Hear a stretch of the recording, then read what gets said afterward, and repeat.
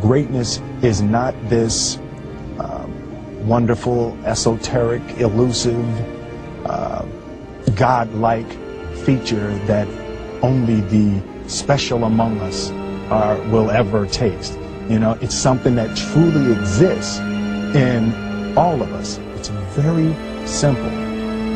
This is what I believe, and I'm willing to die for it. Period.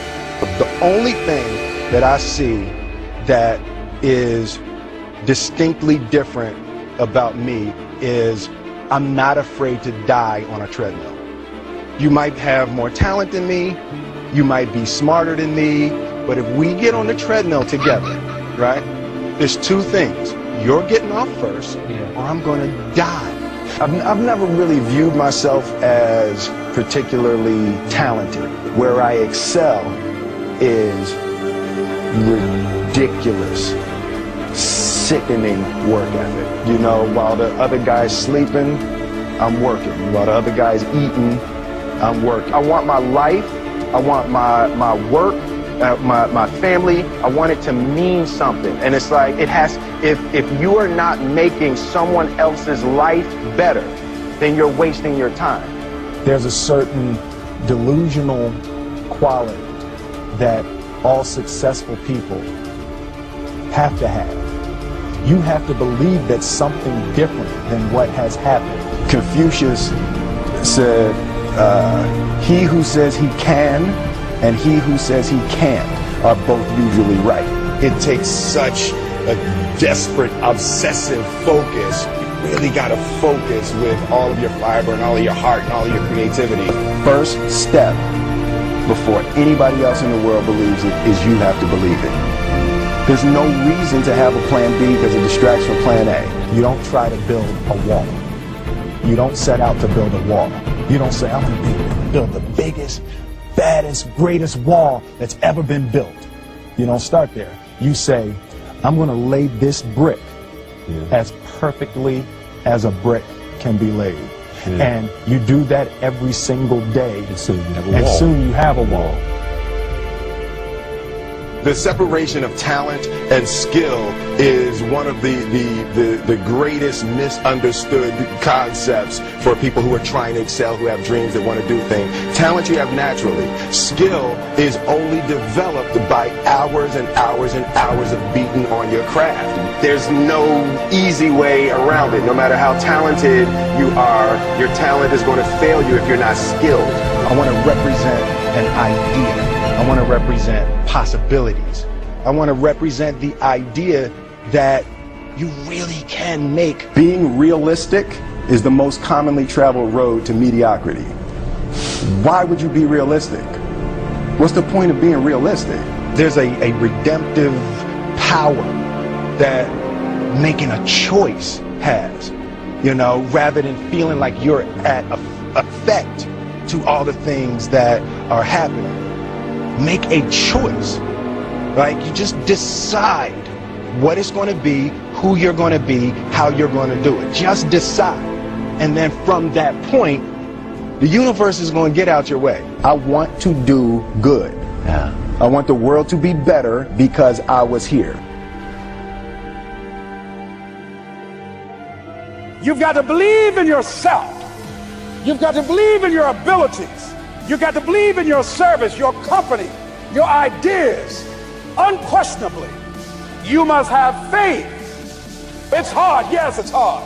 It's difficult. Yes, right. And it's worth it. Yeah, for me, the daily confrontation with fear has become a real practice for me since about three years ago. I went skydiving in Dubai, right? And skydiving is a really interesting confront with fear, right?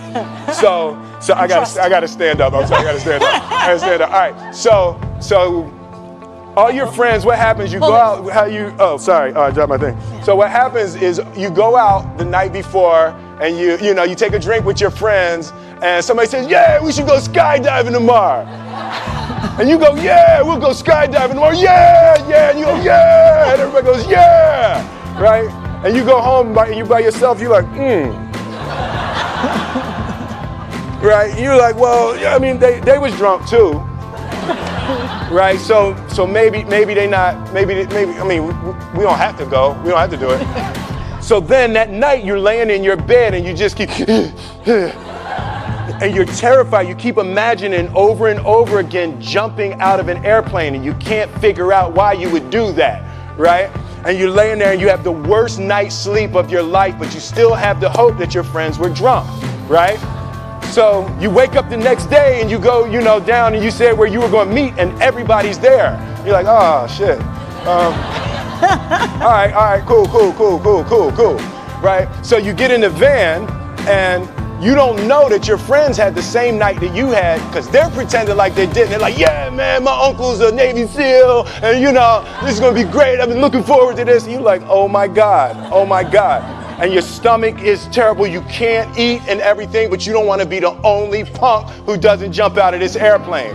So you get there and then you have this safety brief. And you're standing there and the guys will tell you, well, if the chute doesn't open, what's going to happen is well, why the hell, what could happen? That the chute wouldn't open, right? So you do a thing, and what you do is your first jump, you're attached to a guy who is going, he's going to walk you out. So you go and you get there and there's an airplane and nobody's stopping. Everybody's still going. So you get onto the airplane and you're sitting there and it's extra because you're sitting on some dude's lap, some stranger. You're sitting on his lap, and it's like, you're trying to make small talk. Yeah, man. So you be jumping with people all the time, huh? Right? So, and then you just want to make sure, you got kids, right? You got people you need to see, right? You just want to make sure he's serious, right? So you get in there, so everything's normal. So you fly and you go up to 14,000 feet, and you notice there's a light. It's red, and it's yellow and green, right? So right now the light's red. So then you start thinking at some point the light's going to go green, but you don't know what's going to happen, right? And you wait and it goes yellow and the light goes green and somebody opens the door, and in that moment you realize you've never been in a freaking airplane with the door open. Right? Terror. Oh, sorry, I'm spitting. Oh, sorry. No, terror, right? So you go, and then, if you were smart, you sat in the back so you don't go first, right? And then people start going out of the airplane, and you go, and the guy walks you up to the end of the thing, and you're standing, and your toes are on the edge, and you're looking out down to death. And they say, on 3, and they say, 1, 2, and he pushes you on 2 because people grab on 3, right? Right? And you go, and you fall out of the airplane, and in 1 second, you realize that it's the most blissful experience of your life. You're flying, right? It doesn't feel like falling, right? It's like you actually are kind of held a little bit by the wind, and then you start falling, and there's zero fear. You realize that the point of maximum danger is the point of minimum fear. It's bliss. It's bliss, and you're flying, right? And you're doing that, and then 20 seconds, 25 seconds, 40 seconds, and you have enough time to just kind of be like, oh, shit, that's that building. That's not like that one. Oh, you can see the ocean. Right? You start doing all of that, and the lesson for me was, why were you scared in your bed the night before?